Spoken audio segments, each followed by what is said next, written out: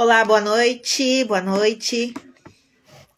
Vamos lá, então, para o nosso Clube do Livro. Continuação. Friozinho. E trazer um lembrete aqui. Não esquecer de tomar água, porque também é importante. Agora, no frio, precisamos sim tomar água. Eu hoje de tarde não tomei água. Então, eu cheguei, já arrumei minha aguinha. E vou tomar minha aguinha. Vamos lá, esquentar esta live. Baixar todas as barreiras para nosso despertar da consciência, para o nosso inconsciente receber mais toda essa informação que vai vir. Baixando barreiras, então, baixando barreiras, eliminando todas as barreiras, baixando todas as barreiras. Esquentar os nossos chakras. Vamos lá. E iniciar, então, a nossa leitura de hoje. Hoje é o capítulo 8, tá? No capítulo 8 é sobre o livro Mais Esperto que o Diabo, do Napoleão Hill. Então, a gente tá fazendo essas lives diárias, eu leio um pouquinho do livro, algumas páginas, trago a consciência de tudo que foi lido, e aí a gente vai pro outro dia e iniciamos novamente. Lembrando que já está quase no fim do livro, tá? Vou tomar mais um golinho de água. E vamos lá. Obrigada, Marinês, pela presença. Vamos lá, então, na leitura. Pergunta. Sua Majestade, aqui o capítulo 8 fala-se sobre propósito definido, que é o que a gente falou na live passada, que a gente precisa ter um propósito definido para saber aonde a gente quer chegar, para ter as atitudes corretas para chegar aonde a gente quer, a gente precisa saber aonde a gente quer chegar. Porque se a gente não sabe aonde a gente quer chegar, qualquer caminho serve, não é verdade? Então, vamos lá para a pergunta. Sua Majestade procederá agora à revelação dos segredos dos 7 princípios por meio dos quais os seres humanos podem forçar a vida a fornecer-lhes a liberdade espiritual, mental e física. Não seja econômico ao longo da sua descrição desses princípios. Quero uma ilustração completa de como esses princípios podem ser utilizados por qualquer pessoa que escolha fazer uso deles. Conte-nos tudo o que sabe sobre o princípio do propósito definido. Ele responde: se, por acaso, seguir adiante com essa ideia maluca de publicar a minha confissão, você abrirá as portas do inferno e libertará todas as almas que eu busquei ao longo desses últimos séculos. Você me privará de milhões de almas que ainda não nasceram. Você libertará de minha submissão milhões de almas que agora habitam o planeta. Pare, eu lhe imploro. Pergunta. Vamos lá, se abra. Vamos ouvir o que tem a dizer sobre o princípio do propósito definido. Ele responde. Você está colocando água nas chamas do inferno, mas a responsabilidade é sua, não minha. Eu posso, sem sombra de dúvida, também dizer que qualquer ser humano que esteja firme em seus planos e metas pode fazer a vida entregar a ele exatamente aquilo que ele deseja. Aqui vai, então, uma dica que eu já falei, que quem sabe aonde quer chegar, tudo ao seu redor, todo o seu externo, ele vai trabalhar para aquilo chegar até você. Porque você está emanando esta vibração. Então, vai vir até você o que você está emanando. Ele continua. Isso é uma afirmação muito abrangente, Sua Majestade. Você poderia diminuir um pouco o escopo da sua afirmação? Ele responde. Diminuir? Não. Aumentar. Quando ouvir o que eu tenho a dizer, você entenderá por que o princípio da definição de propósito é tão importante. A minha oposição usa um truque muito esperto para me enganar e tirar o meu controle sobre as pessoas. Porque, na verdade, a oposição sabe que o princípio da definição de propósito fecha a porta da mente de qualquer um contra mim, de tal forma que eu não consigo invadir, a não ser induzindo essa pessoa ao hábito da alienação. Pergunta. Por que a sua oposição não revela o seu segredo a todas as pessoas, contando a elas como evitá-lo por meio de um propósito definido? Você já admitiu que de cada 100 pessoas, apenas 2 pertencem à sua oposição. Resposta: porque sou mais esperto que a minha oposição. Eu afasto as pessoas das suas definições por meio das minhas promessas. Como você pode ver, controlo mais pessoas do que a minha oposição, porque sou um melhor vendedor e também um grande showman. Eu atraio as pessoas alimentando-as deliberadamente com os seus próprios hábitos de pensamentos nos quais elas se satisfazem.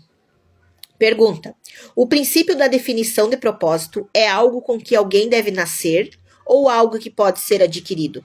Resposta: todas as pessoas, conforme eu já disse antes, nascem com o privilégio e com o potencial de terem a definição do propósito.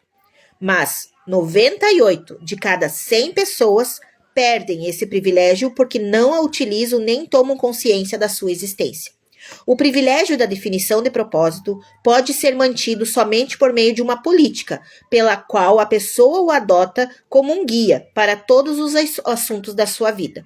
Pergunta: entendo. Pode-se tomar vantagem do princípio da definição de propósito da mesma forma que se pode construir um corpo físico forte e musculoso, por meio de uso constante e sistemático. É assim mesmo? Ele responde: essa é a verdade nua e crua, de forma mais acertada possível. Pergunta: agora eu penso que estamos chegando a algum lugar, Sua Majestade. Finalmente, chegamos ao ponto de partida pelo qual todos que se tornam autodeterminados em suas vidas irão infalivelmente encontrar o sucesso. Descobrimos, por meio da sua fantástica confissão, que o seu maior ativo é a falta de preocupação do homem, que por sua vez habilita você a guiá-lo pela selva da indefinição por meio de pequenos subornos. Aprendemos, acima de qualquer dúvida, que qualquer um que adote o princípio da definição de propósitos como uma política e a use nas suas experiências do dia a dia, jamais pode ser induzido a formar o hábito da alienação.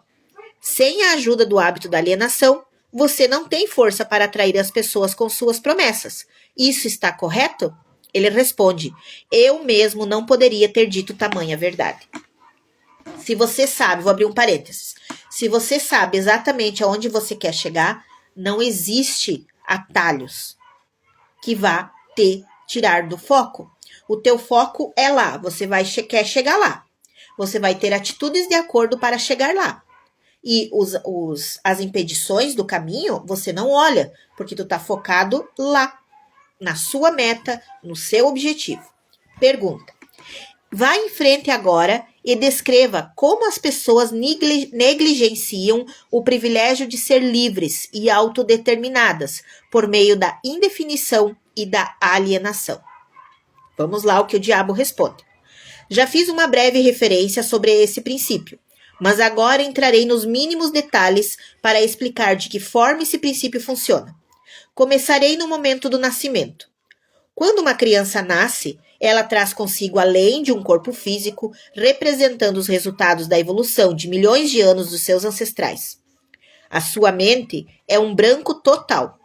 Quando a criança alcança a idade da consciência e começa a reconhecer os objetos do seu entorno, ela também começa a imitar outras pessoas. A imitação torna-se um hábito fixo. Naturalmente, a criança imita, antes de tudo, os seus pais. Aí, então, ela começa a imitar seus outros parentes e pessoas que as acompanham diariamente, incluindo os instrutores religiosos e os professores da escola. A imitação estende-se não somente à expressão física, mas também à expressão do pensamento. Se os pais de uma criança não têm medo de mim e expressam esse medo de tal forma que a criança consiga ouvir isso, essa criança adquire o medo através do hábito da imitação e acaba armazenando isso no seu subconsciente como uma crença real. Se o instrutor religioso dessa criança expressar qualquer forma de medo de mim, A todos eles expressam de uma forma ou outra. Esse medo é adicionado ao mesmo temor passado para a criança por seus pais. Essas duas formas negativas de imitação ficam armazenadas no subconsciente de forma a serem utilizadas por mim mais adiante em suas vidas. De forma similar, a criança aprende, por imitação, a limitar a sua força de pensamento, preenchendo a sua mente com inveja, ódio, ganância, luxúria, vingança e todos os outros impulsos negativos do pensamento que destroem toda e qualquer possibilidade de definição de propósito. Enquanto isso, me hospedo na mente dessa criança e a induzo a alienar-se até que eu tenha controle total sobre ela por meio do ritmo hipnótico. Gente, eu já vou tomar um gole d'água porque essa aqui chegou a bugar minha mente. A gente estuda, quando a gente vai pro autoconhecimento, eu vou olhar meu leite aqui que eu botei ferver, peraí. Tá quase. Quando a gente começa a estudar o autoconhecimento, e o autoconhecimento é liberdade, e é o que esse livro nos traz, autoconhecimento. Quando ele diz que a criança vem uma folha em branco, tá? A criança nasce, ela é uma folha em branco, mas na mente dela já estão inconscientemente colocados as memórias da concepção, as memórias intrauterinas e dos seus ancestrais. O que sua mãe pensou, o que o seu pai pensou, o que conversavam com ela na barriga, se não conversavam, tudo isso está na mente dela. Eu vou erguer aqui esse celular porque ficou muito baixo. Aí. Então, por isso que ele fala ali, que ele entra na cabeça das crianças de acordo com o que elas olham. Porque o que nós pais fizemos, os nossos filhos imitam. Aí depois eles vão para a escola, eles começam a imitar os professores da escola, e aí os instrutores religiosos, e assim por seguinte. Se a gente, quando são bebês, mas o bebê não escuta, o bebê não entende. Sim, é tudo energia. Na nossa vida é tudo energia. E nossos bebês, eles sim pegam a frequência. Tu tá com um bebezinho no colo, tu tá dando de mamar pra esse bebê, e tu começa a falar coisas ruins de outras pessoas, ou até de você mesmo, ou começa a falar palavras negativas, aquele bebezinho ali, tchau filho, vai com Deus. Esse bebezinho, ele vai adquirir toda essa vibração dessas palavras fortes e negativas. Vai ficar no inconsciente dele. Vou desligar aqui o meu leite antes que... Perdeu. Então, para você ver o quão importante é quando você tem um bebezinho, tanto dentro de você, ou aos seus braços, ou perto de você, ou as crianças até 7 anos, que até os 7 anos, a nossa criança está absorvendo tudo o que é falado ao redor, tudo que ela vê, tudo que ela escuta. Então, até os 7 anos, a sua consciência está sendo lapidada. Então, o quão importante é quando a gente tem um filho pequeno em casa e nos escuta a fazer coisas e falar coisas. Isso é para tudo na vida, é para toda a idade, porque os filhos vão imitar nós pais e quem eles convivem mais.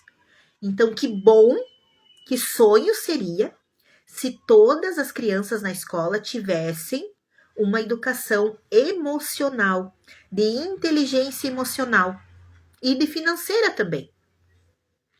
Para elas aprenderem a não colocar as suas emoções em comidas, não colocar suas emoções no dinheiro, e sim elas aprenderem a lidar com as suas emoções para serem inteligentes emocionalmente. Mas vamos continuar porque esse é um tema para uma outra live. Já deixa aqui no comentário ou me manda no direct o que vocês querem que eu fale depois que eu terminar esse livrinho.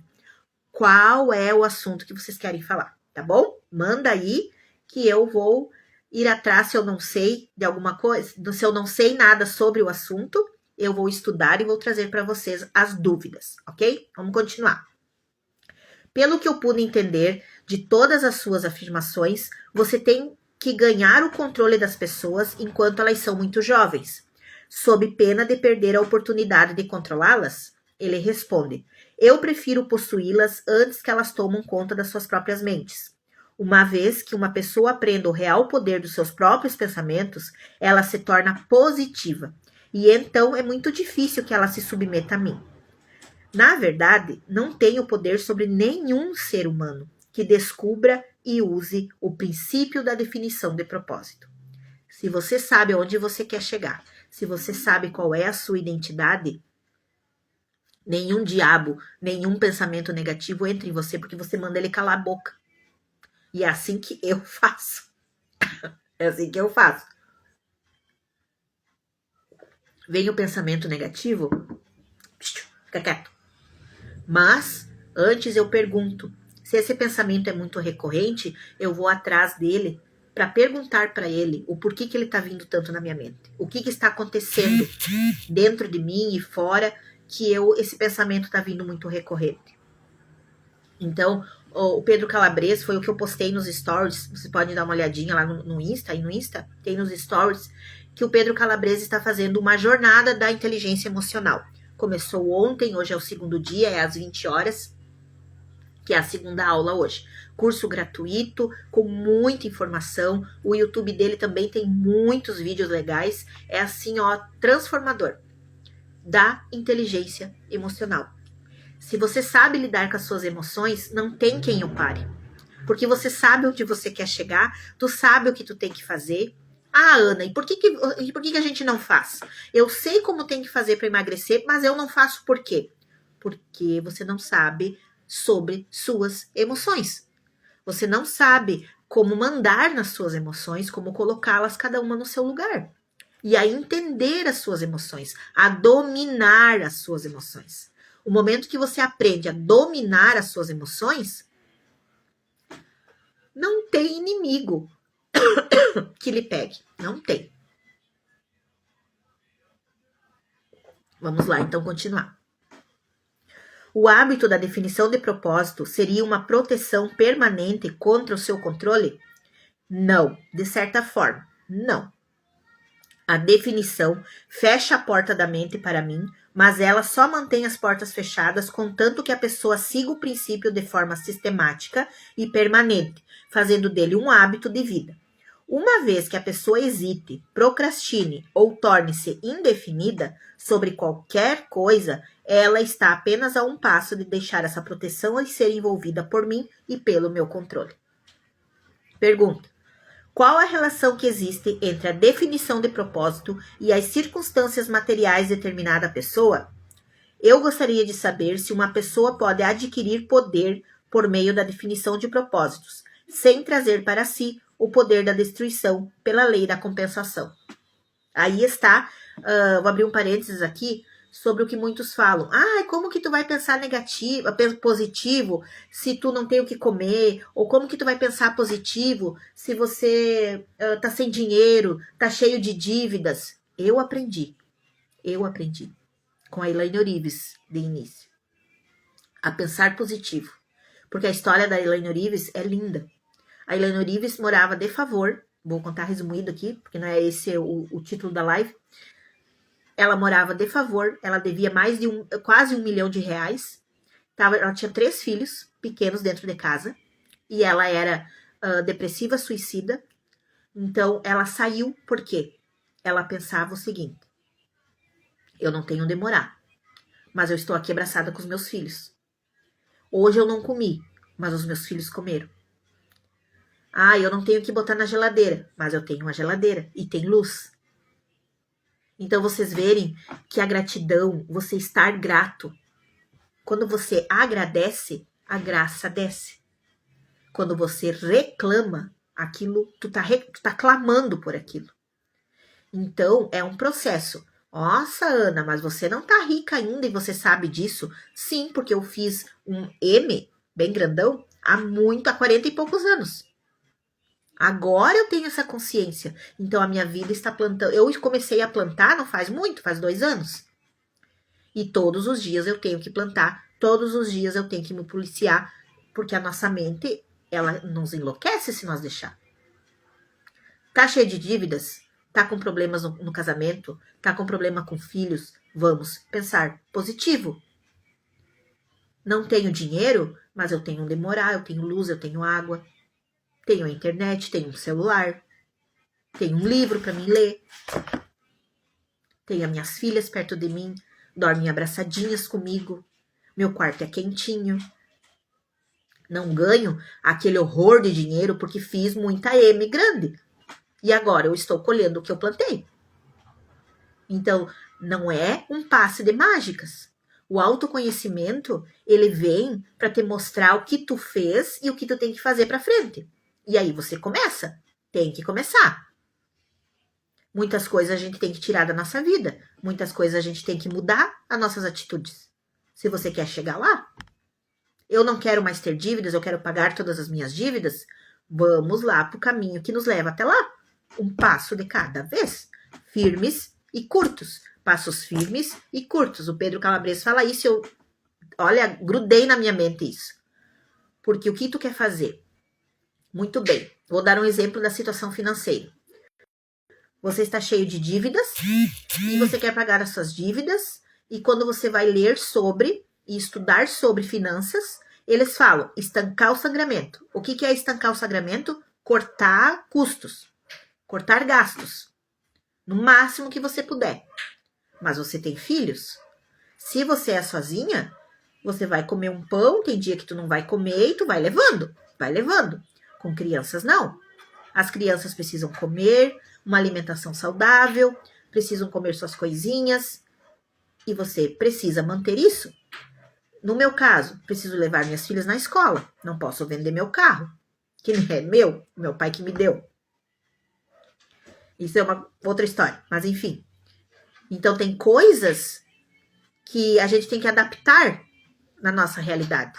Vamos cortar gastos, beleza. Se a gente comia comida de lanche, assim, um iFood, uma vez no mês, ou 2, 3 vezes no mês, agora a gente come só quando recebe ou não come. Então, ao invés de eu comprar um franguinho, que é o que elas gostam muito, uma vez no mês, que vai sair uns 100 e poucos reais, eu levo elas na padaria, foi o que eu fiz hoje, eu recebi hoje, levei elas na padaria, comprei um pastelzinho enroladinho de salsicha para cada uma e viemos para casa. 40 reais. 40 reais porque eu peguei pão, também tinha que comprar pão. Deu 30 e poucos reais, 40 reais. Arredondando 40 reais. Então, ao invés de 100 e poucos, eu já gastei só 40. Então, é essa na nossa realidade. A gente atualiza as coisas, coloca ela na nossa realidade. Cortar gastos? Ok, vamos cortar gastos. Então, vamos parar de estar comprando coisinhas. Porque a gente comprava coisinhas. Então, vamos continuar, porque esse rumo dessa conversa é um passo de cada vez. Tudo tem o seu processo. O hábito de definição aqui do controle, ok. Qual a relação que existe entre a definição de propósito? Eu vou ler de novo a pergunta porque eu fui falar outra coisa. Aqui fala sobre a lei da compensação, que a gente faz uma coisa para compensar a outra, a lei da compensação. A sua questão limita as minhas ilustrações, porque há tão poucas pessoas no mundo que entendem. Existiram muito poucas pessoas no passado que entendiam como usar o princípio do processo definido sem atrair para si mesmas as implicações negativas da lei da compensação. Aqui, você está me forçando a revelar um dos meus truques mais valiosos. Estou para contar a você que eventualmente trago novamente para minha causa todos aqueles que escapam de mim temporariamente, por meio do princípio da definição de propósito.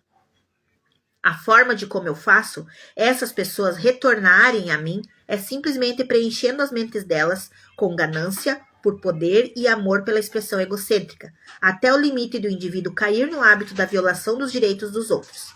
Aí, então, entro com a lei da compensação e imediatamente retorno à minha vítima. Aqui ele fala, eu vou abrir só a porta ali do quarto, que é o cachorrinho tá saindo. Quando você desiste, você está caminhando para um processo, é tipo eu, tá? Eu tô no processo aí das finanças. Oi, Natália. Oi, querida. Que saudade. Estou aí no processo das finanças e estou querendo me regularizar financeiramente. com todos os credores, com tudo, deixar tudo ok. É um passo de cada vez. Um passo de cada vez. Vamos continuar então com a pergunta. Então eu vejo,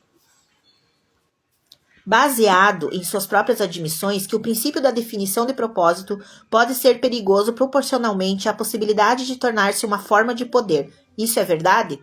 Ele responde, sim. E o que mais é importante? Cada princípio do bem carrega consigo a semente de um perigo equivalente. É difícil de acreditar nisso. Que perigo, por exemplo, pode haver no hábito de amor e a verdade? Ah, Natália, beijo, querida. Vou fazer a pergunta de novo. Tô muito saudade de você. É difícil de acreditar nisso. Que perigo, por exemplo, poder haver no hábito do amor à verdade? Ele responde. O perigo encontra-se na palavra hábito.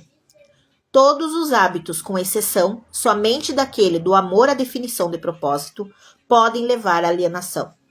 O amor à verdade, a menos que ele assuma a proporção de procura definida por ela, pode se tornar similar a todas as outras boas intenções.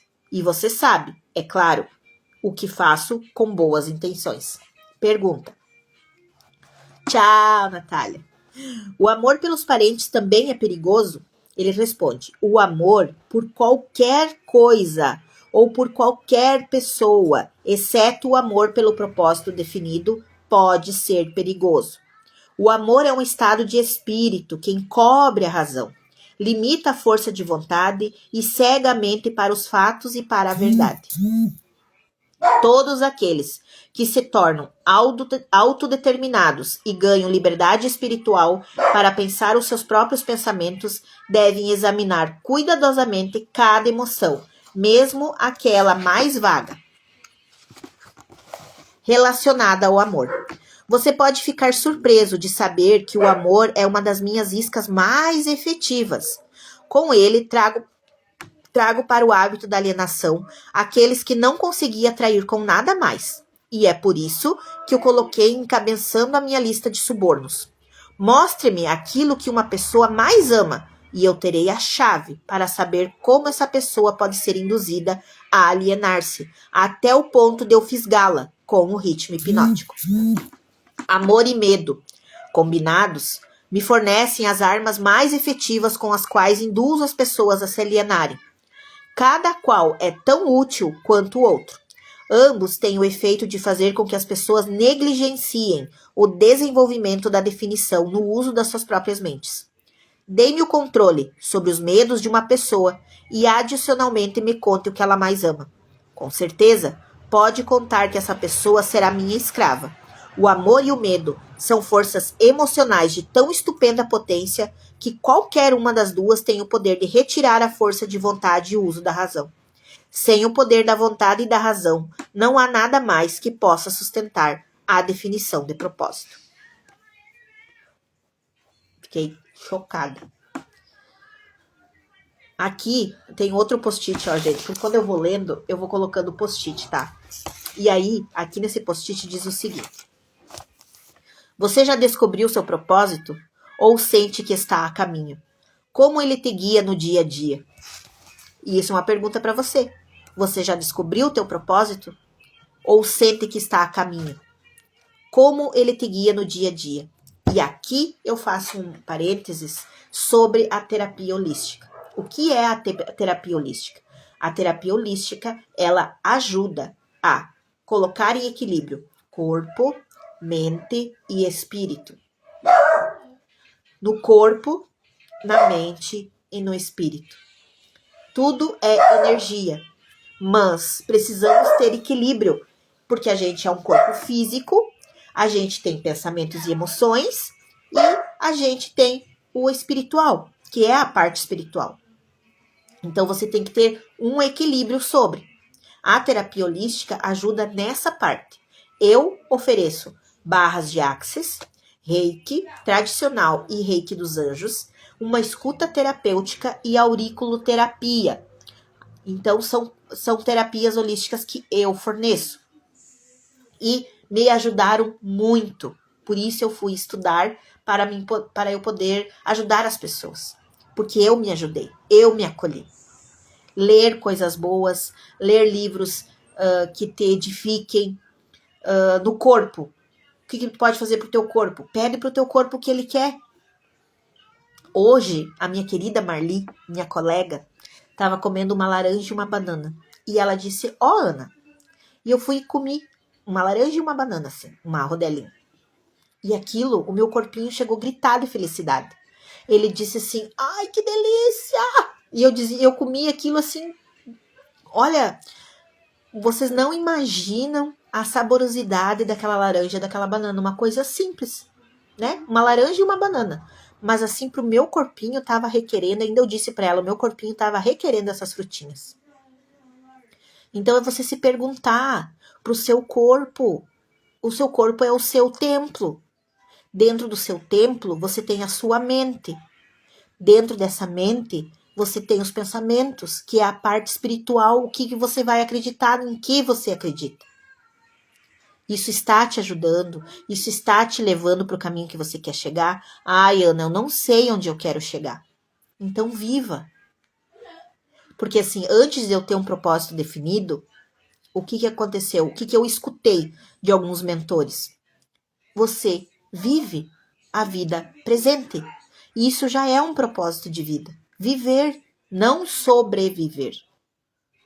E aí vai ter um outro sentido. Um sentido para mim, um sentido para você. O que é viver? O que é estar viva?